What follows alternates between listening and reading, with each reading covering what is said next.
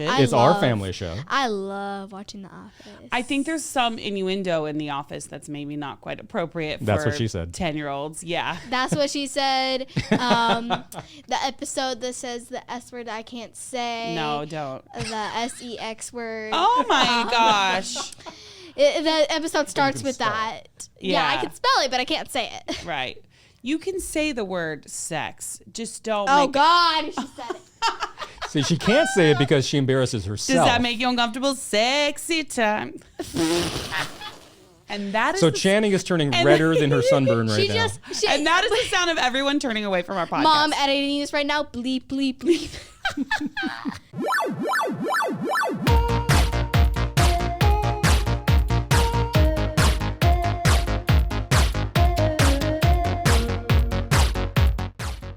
We made it to season 2 of the Brooker Family POPcast. Everybody, welcome. We're so glad that you're joining us. We're back after a nice little break. Brooker Family POPcast is a weekly pop culture and entertainment show for parents and kids. And we are so glad that you're joining us. I'm Heather Brooker. I'm Chris Brooker. And I'm Channing Brooker. And we have taken a little bit of a break over these last couple of weeks. If you will. Yeah. Just to this was a very busy time for our family. We had birthdays going on, anniversary going on. Oh yeah. The anniversary. Channing was starring in a play, so it's just been a busy couple of weeks. And I'm a big proponent of taking a break when you know you need it, because that's how people get burnt out. And that sort of thing. So what kind of things did we do over our break? You mentioned one of the big ones. Anniversary. Yes, I was in a production of Annie Jr. You didn't film it. And I know, I didn't mean film it. They wouldn't let us film it. They were like hardcore about not letting us take any pictures or any video of this performance. It was Channing's first musical. It was her musical debut. And like I was like just trying to snap a picture for grandma, and some lady came up and like yelled at me, and I was like, oh God. Yeah. You know, so anyways, but it was fun. Tell us about it. Yes, it was really fun. I was playing Bert Healy. Yes. The radio announcer. I don't know if you heard of him, but he's very famous. Yes. I know. You developed a whole backstory around I Bert have. Healy. Yeah. It's kind of a crazy backstory. Do you guys want to hear it? Yes. So, Bert Healy has a divorced wife that is in prison. He adopted all of the kids in the orphanage, and the only way to make him happy is his radio show. Wow. He's secretly depressed. He's secretly depressed. This is a really intense backstory for Bert Healy. Mm-hmm. And Bert Healy, for those who don't remember, is the one who sings "You're Never Fully Dressed Without a Smile." He's the radio host, the radio announcer. He's the radio announcer, and Annie that helps Daddy Warbucks get the word out about Annie's parents. Well, you did an amazing job. Daddy and I were so proud. Our friends came to see you too, and it was such a joy to watch. For anybody who's ever had kids like performing or, you know, playing in sports, like, you know, it's so fulfilling to watch your kids share their talents and to sort of like live out their talents in that way. For sure. And to find new talents, like to find something that they might love to do on stage. And I think, Chan, you've shown that you like to be on stage. I saw you there. You were really enjoying it. You were singing, you were emoting. It was really cool to see. Yeah, but sometimes when I left off stage, I was supposed to take down the little microphone that was on the stage, which I took up. I forgot to take it down, so the girl that's supposed to help me, she was like, ugh. Well, it got taken care of. And also, speaking of microphone, honey, you got to talk into the microphone. Yeah, and also I had a styrofoam hat. All right, nice. Okay, so that was our anniversary, and the reason we called it that is because Channing's debut was on the same day as our 22nd wedding anniversary. Not debut, was it? Yes. It was the debut? Isn't it a debut like a middle of the day show? No, that's a matinee. Oh. That's a matinee. Oh my gosh! Apparently, she didn't learn that much during the they during didn't the show. teach us that. No, a matinee is the performance that's in the middle of the afternoon. Oh. So the reason we called it the anniversary is because that was the same day as our 22nd wedding anniversary. Yeah. And so instead of going out to dinner that night, we went and saw Channing perform. Yep. And then that coincided with the same weekend as the Great Big Family Play Day, which is a huge outdoor festival here in Los Angeles. They call it Coachella for kids. Yep. And there was about 10,000 people over the weekend that came to the event, and we got to host the main stage. Hundreds of vendors and many bands played and stuff like that. It was really, really fun. So many delicious snacks. Yes, Channing's priorities. Many delicious we all had our different priorities. Like mine was like I wanted to, do a good job and like meet people and like say hello and do some like grassroots marketing with our podcast. And Channing was all about the snacks, and Daddy was all about those music acts. All about the music and stuff like that. It was great. There were a lot of the like family acts were there, the Beat Buds and stuff like that. And Lisa Loeb, you may remember from the 90s, her big hit Stay. She was there with the band The Hollow Trees, and I got to introduce them live on stage and talk to them and stuff like that. So it was really neat. It was really cool. So we were really grateful to have that opportunity to be able to do that. So shout out to Tracy Fredkin over at SoCal Moms, who brought us on board this year to host that event. It was a great event. It was so well organized. Yeah, so thank you, Tracy. That was so much fun. So that's kind of just a little bit of what we've been up to. Also just a little rest relaxation. We went to Camp Travel Mom this past weekend in San Diego, learned a ton about family travel and met some great travel partners. Yep. And I got a sunburn. And Channing got a sunburn, which is why her face is more pink than usual. But overall, it's been just a really fun and relaxing few weeks. But now we're back. And back to the grind. Yes. Summer movie season is coming up, and there are going to be a ton of movies released this year. There's also some pretty big movies, making their mark at the box office over these last few weeks. So we're excited to be back because we have a lot to talk about. But first things first, guys, let's talk about what's poppin'. The biggest thing happening right now in the entertainment industry, hands down, is the WGA strike. Yes. The Writers Guild of America writers are on strike. They are asking for more pay, and they are asking for some other things that they want, like no more mini writers' rooms. And, I'm not a WGA member, so I don't want to speak to it with any sort of level. I can't really speak to it with any level of authority. But I am a member of SAG-AFTRA, the Screen Actors Guild. Yep. And I know that our negotiations are also coming up soon with the AMPT, oh my gosh, I'm going to mess that up. They're coming. Anyway, we're going to be negotiating with the powers that be. With the big powers, the studio powers as well. So there's a lot happening right now in terms of nothing happening. Yeah. Basically, if you don't have writers creating content and creating scripts and movies and television shows, you don't have any TV shows to make. Well, the thing is the last time something like this happened of this scale was like in 2008, 2007, 2008. Started, I think, in fall 2007 right. and ended 100 days later. That was the big writer's strike, and it forever changed the landscape of how we watch television, and, movies to a degree as well. And so I'm curious to see what the ramifications of this strike are going to be. Have you guys at all been talking about the strike in school, or is anybody? No. The fourth graders aren't really aware of the writer's strike? No, I don't think they really care. Yeah, probably not. Yeah.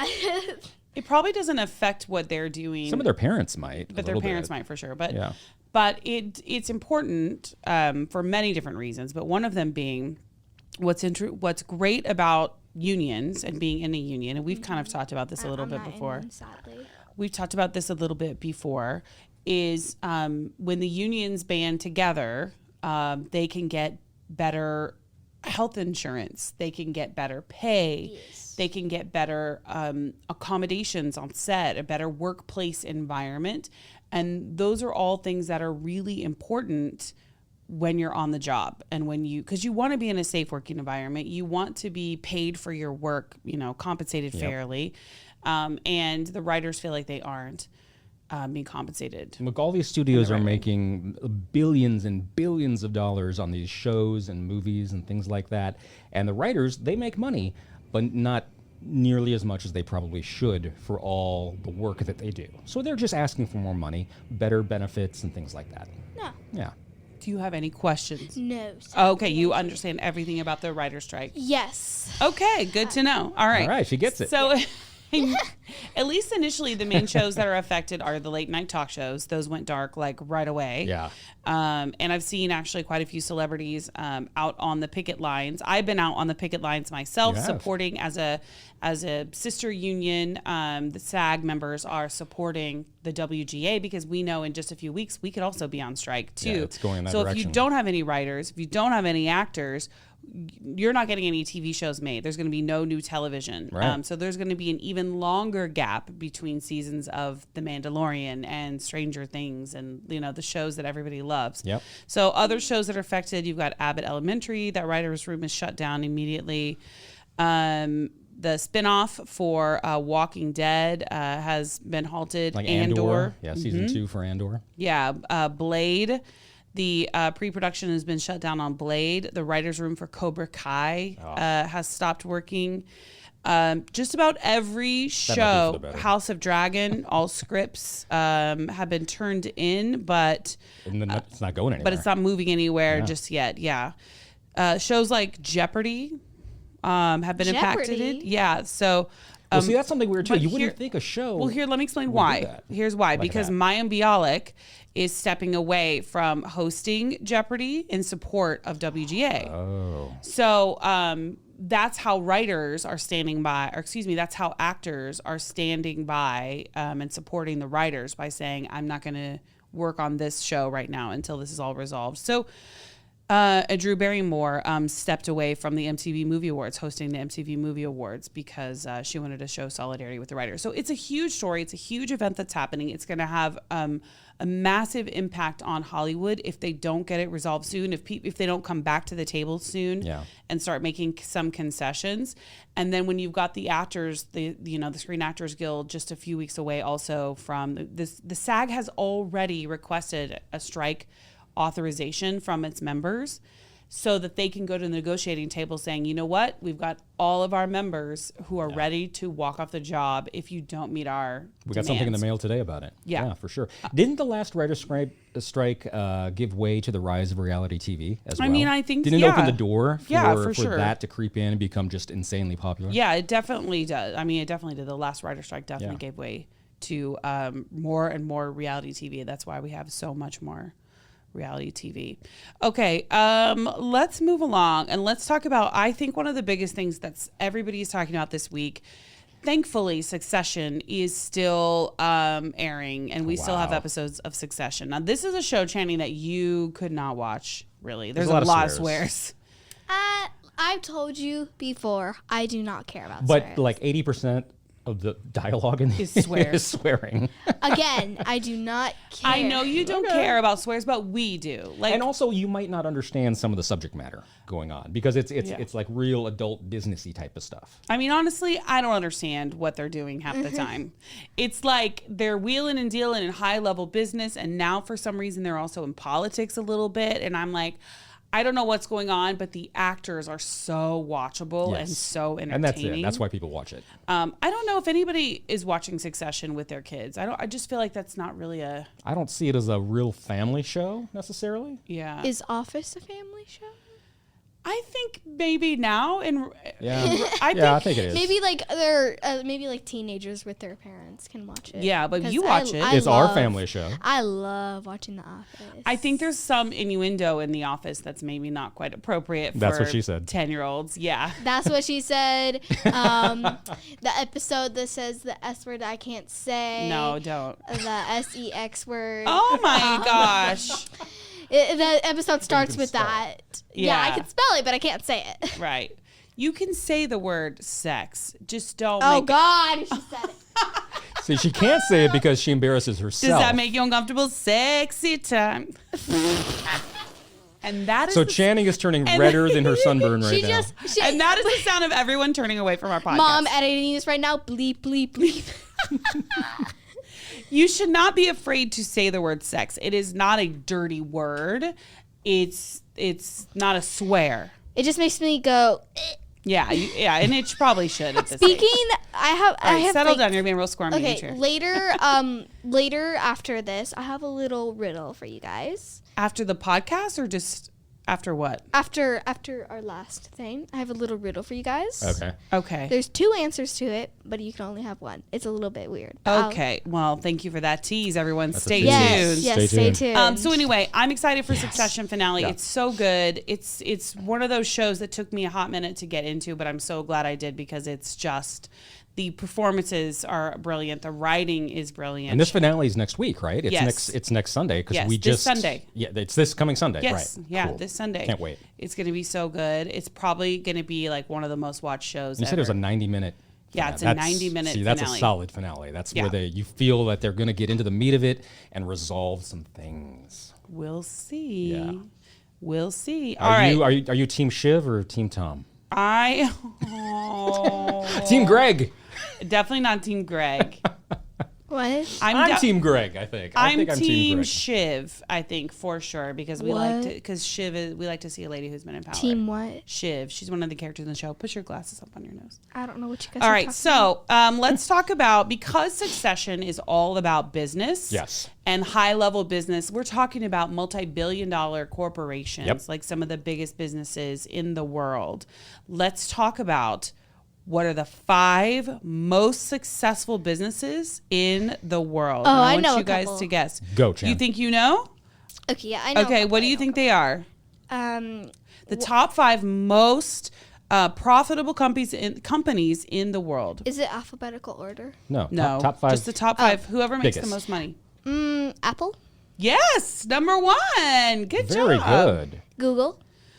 Google is number 3. Mm-hmm. I'm going to go with Amazon. Ooh, you would think so, but no. They got to be in the top 10 at least. They're not. Oh, wow. Okay. What about, no, I'm not saying that. Never mind. This is going to be hard because this is global. Disney. Oh. Disney. No. Really? No one watches Disney. Anyway. Jenny. Everybody watches Disney. Yahoo? No. Gmail. Yahoo. What is this, the 90s? Yeah, back up a little. I was going to say Firefox, but never mind. Oh my God, Firefox. Where did you hear that? How do you know what Firefox is? I guess people still use it, don't No one knows what Firefox is. Yeah. No, I saw it on YouTube. Anyway, what do you think, Dad? I already guessed 2. I'm going to say General Mills. No. Think globally, like around the world. Nintendo. No. Oh my God, I'm not even going to. Toyota. No. Toyota. It's not even. Okay. Do you want a hint? Well, why don't you guess? Well, you have the list in front of you. I have the list in front of me. So Yeah. you can't guess. Well, then I'll get them all right. Yes. Think about what software your computer runs on. PC. Macintosh. PC. IBM. Computer. Microsoft. Microsoft. Yes, not Microsoft. And which one is that one? That's number 2. Microsoft, number 2. 1, 2, 3. All right, and the number 4 is the Commerce Bank or Community Bank of China. Let me make sure I said that name right. Okay. But wow, number 4, that's the 4th largest. Commercial Bank of China. Yeah, Industrial and Commercial Bank of China. And then number 5, ExxonMobil. Well, the bank is is just population density right there. Originally there's so many millions and millions of people there. Yeah, they have a net income of $55 billion. It's probably the only bank there. Yeah. Originally, I was gonna say Safari, but I was like, nah, that's an Apple thing. Well, that's not a business either. Yeah. Safari is a product of Apple. Mac. Yeah, of Apple. Yeah. All right, but good job though. I'm impressed. She got like 3 out of. Daddy didn't think you would get any. No. He thought it was going to be too hard. No, you nailed it with. Apple. You came out strong. Good job. No. High five. I know a lot of businesses. Okay. You know girl. 3 businesses. Originally I was gonna say Peachy Babies, but like no. No. It's a slime. Okay, you're right. I don't think slime. Like Slime's not quite up there, buddy. Oh. Yeah. Maybe in the 60,000. How many people do you think are playing with slime on average? Like right now? Yeah. In the world. You think that's really big business is slime? Yes, slime is very satisfying. I've seen a lot of YouTube shorts where people play with slime. It's very satisfying. Okay, don't it's like be about it. It's like Okay. I don't even think you know. You just learned the word satisfying a few months ago. I didn't. I don't know how to explain it though. What are you looking at? Okay, you like slime. Okay. We get that, but I don't think worldwide it's that popular. All right, it's not that satisfying. All right, here we go. Let's move on, guys. What TV shows or movies are we currently watching or looking forward to? So I am watching, we just finished watching Jury Duty. Oh my gosh. And I loved it so much. Jury Duty is a documentary style series that, excuse me, if you're familiar with the old Joe Schmo show from back in the day, that's exactly, it's kind of a similar format where they take a guy who has no idea, it's sort of like a Truman Show, a guy who has no idea that everyone around him is actors and is filming a show based around him. It's a big prank on this guy, it's essentially. I wouldn't say it's a prank. It didn't feel like a prank, but it's like the Truman Show where he didn't know that he was the star of his own show. Right. Basically. Yeah. And it was really entertaining to watch because this guy, the casting was so well done on this, as you know, the guy they picked to be the jury foreman or whatever seemed so genuine and like really happy to be there, and he was all in. He genuinely was, and that's why he did. The show was so good because you have all these actors pretending to be jury members, these over-the-top actors being exaggerated versions of themselves, and this guy, real guy, comes in and he's just a genuinely nice guy who wants to get the job done and then go home. But our favorite part, hands down, was James Marsden. Oh my gosh! So James Marsden is so fun. What will Channing know James Marsden from? Sonic? The Sonic Enchanted. He was Prince Charming in Enchanted. Most recently, that's what she would have seen him. Yeah.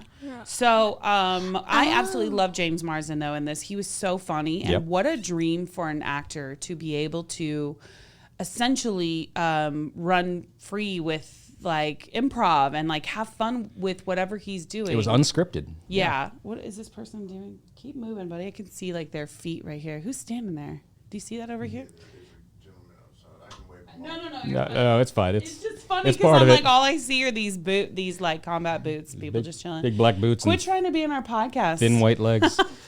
Listen, I didn't book you as a guest, sir. Keep moving. But James Marsden, like, what a dream for him to be able to like make fun of himself a little bit. He was clearly having fun with it and improvising, and just like such a fun thing for an actor to get to do when they say, because as an actor, whenever the director says, just improvise, have fun, do whatever you do, it's a dream, because then you're like, oh my gosh, I get to, be silly and have fun. You get to play is what you do. You get to play, and you get to play on camera, and you get to play being an exaggerated version of yourself, and it's hilarious. And Channing, what are you watching? Oh, I'm watching Jessi. Okay, and what's that? Oh, push your glass up on your nose. Yeah. Jessi is basically a show that I watch on Disney Plus. It's basically this girl that's from Texas, and she goes to New York to follow her acting dream. But really, she ends up as a nanny for 3 little rascally kids. And she's actually a really good nanny. They all love her. On the first episode, it's kind of awkward because one of the little boys tries to date her. And he's like 8, and she's like in her 20s or something. She's like, I'm too old for you. Like he's like, oh hi, I'm Luca or something, and she's like, hi, and I'm too old for you, or something for that. So he was a smooth operator, huh? And this show is on Disney Plus? Yes, it's on Disney Plus. Is Jessi on? I thought that was on Netflix. No, it was on Disney Plus. Oh, okay. All right. Either Netflix or Disney Plus. Okay, I watch it on Disney Plus. It's important to know. I watch it on Disney Plus, though. I don't know if it's on Netflix. Okay. Yeah, there is some crossover, between the two services. Because I honestly... And it's a series, right? It's a series. Are you on the first season or second I'm on the first season still. I just started watching it. How many seasons are there? Do you know? Like 3. 3 seasons? That sounds about right for those kind of shows. They usually run about 3, maybe 4 seasons. Yeah. And that show is older. That show came out in 2011. Yeah, really? It's an older show. She just discovered it. Well, I think that's so great about some of these streaming services like Disney Plus and Netflix. They have these older shows that, kids Chan's age can go back and catch up on, and it opens your eyes to other shows that are just like it. So good job, bud. That sounds fun. Nice. All right, Daddy, what are you watching? I'm watching a show on Amazon Prime called Mrs. Davis, and it's a really fun show by the producers of Lost, if you can believe it.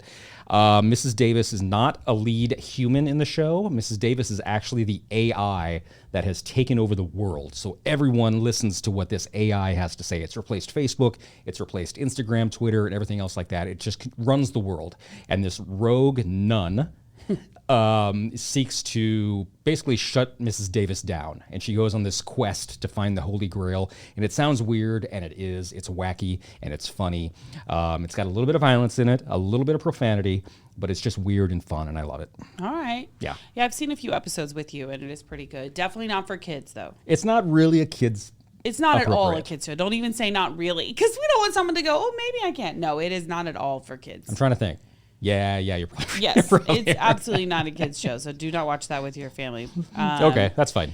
And also, I want to mention too, like at the box office right now, what's going on is Fast X just came out. Whoa. I'm looking forward to seeing that just because the last one was so fun and so like just Goofy. outlandish. Yeah. And then it actually unseated Super Mario and Galaxy 3. So now Guardians of the Galaxy. Guardians of the Galaxy 3. Thank you. And Super Mario Brothers were, neck and neck. Like Chris Pratt literally was like dominating and still is, Yeah. But Fast X came out and bumped those two down. So now we've got 3 juggernaut movies. And I mean, I think it's safe to say that movies are back. People are going back to the theater. They're making money hands over feet. They're events. People go to see these events. Mario Brothers was an event for people that love that. Marvel is back, and they go see those movies. And Fast X has this crazy dedicated fan base that will go to it no matter how good or bad it is. They just go to it because it's Fast and the Furious. I mean, they went to space in the last movie. So what it gets more and more ridiculous each one. Could they possibly do? And I mean, the stunts were just insane. They're flying in their cars over canyons and like, I don't know. But it is really fun to watch. And when I interviewed Vin Diesel, he was so nice. And he's great. He's really passionate about his films. Like he's really passionate about this franchise and what it means to him and his family. And so he's got a couple of franchises under his belt now. He's got the Fast and the Furious franchise. He's got Guardians of the Galaxy as Groot. He also has the Pitch Black, the Riddick franchise, which he is just taking a personal investment on. They're making a new one. So I have to say though, I was a little nervous to interview him because I thought maybe he would be kind of rude or. You have an idea in your mind, I guess, of what people are going to be like. I was that way. But he was not like that at all. He was so nice. He was so friendly. He was so genuinely interested to talk to me. He wanted to know about Channing because I brought her up, and he said that she liked Groot and the Marvel movies and stuff. So he just was genuinely a kind person, and it was a joy to talk with him. I was that way when you interviewed Jason Statham. I was there when you interviewed Jason Statham as well, and he was a super nice guy. He's this big tough guy on screen, but he came up and talked to us about married life and his kid, and it was cool. And because I'm not really like the typical entertainment reporter in LA. Like I'm not your typical red carpet person who is like tall, voluptuous, always super stylish. Yes, I know I'm beautiful, but that's not my point. My point is that's not what the LA market and entertainment outlets, I'm not what they typically put on the air. It's very young, hip, stylish people who cover red carpet stuff. And then there's me, a mom who likes to wear khaki pants and her Skechers on the red carpet. And so I always wonder how these stars are going to react to me when I'm standing there to be like, what are you doing here? Why, but, Jason Statham was so nice, and The Rock was very nice. Everybody's, for the most part, been very nice. So I feel very lucky in that way. Yeah. All right, let's do quickly a chansplaining. What are you chansplaining this week? So this is going to be a very small chansplaining than what I usually do, but some people off YouTube have been thinking about Frozen 3 theories. Okay. The sequel, it's not even new yet. It's just a theory. It's just a theory. Okay. No one has ever thought about it yet, but it's just a theory.